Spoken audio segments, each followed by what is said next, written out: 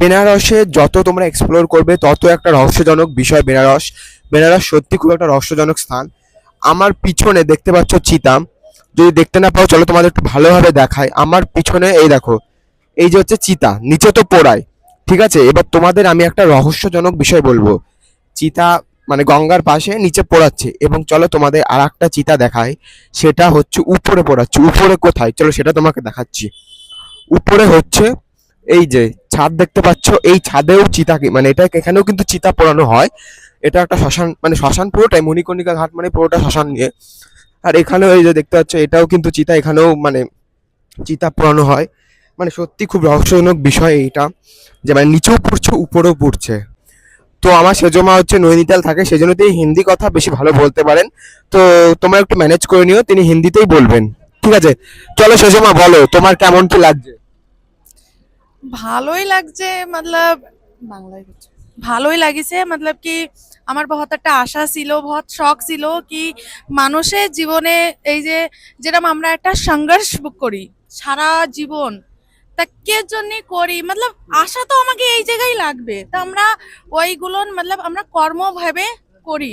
তা ওই জিনিসটাই আমি এই জায়গাটা এসে অনুভব করলাম কি আমাকে লাইফের কিচ্ছু নাই, যা আছে সব এই যেই এই জিনিসটাই আমার অনেক ভালো লাগিছে কি আমি দেখি।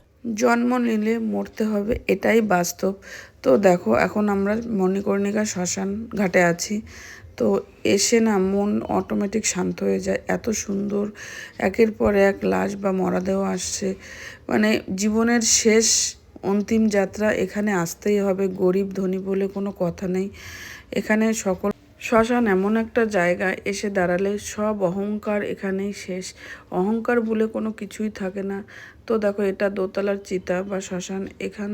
এখানে উঠেছি, এখানেও কম পোড়ায় যদিও বোধ হয়। তো তারপরে এই ভদ্রলোককে দেখো কি আরাম করে ঘুমায়।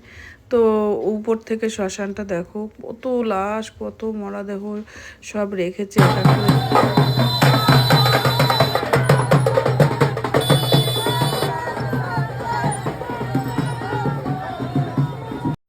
আমরা দু টাইমই শ্মশানে গিয়ে দেখেছিলাম যে শ্মশানে রাতে কেমন দিনে কেমন। দেখো এই যে একটা পড়েছে, অস্থি দিচ্ছিল। তো রাতেও সত্যি কত সুন্দর লাগছে। রাতের মণিকর্ণিকাটাও খুব সুন্দর লাগছিল দেখতে।